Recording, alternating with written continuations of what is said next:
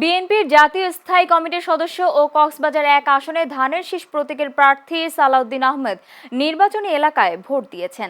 আজ 7:30টায় তিনি তার নির্বাচনী এলাকা পেকুয়া উপজেলায় পেকুয়া সরকারি মডেল জিএমসি ইনস্টিটিউশন কেন্দ্রে ভোটাধিকার প্রয়োগ করেন। ভোটাধিকার প্রয়োগের পর সালাউদ্দিন আহমেদ পেকুয়া ও চকরিয়া উপজেলার বিভিন্ন ভোট কেন্দ্র পরিদর্শন করছেন। এদিকে সকাল 7:30টা থেকে কক্সবাজারের 4টি আসনে ভোট গ্রহণ শুরু হয়। 4টি আসনে মোট কেন্দ্র 598টি, মোট ভোটার 18,49,992 জন। 4টি কেন্দ্রে প্রতিদ্বন্দ্বিতা করছেন 18 জন প্রার্থী।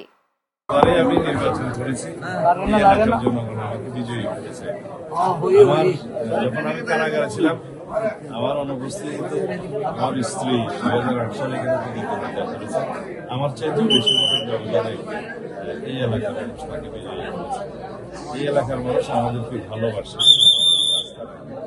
আমাকে বন্ধু মনে করে, আমার জনগণের প্রতি আমাদের ভালোবাসা সেটাও কৃত্রিম, তাদের ভালোবাসা আমার প্রতি সেটাও।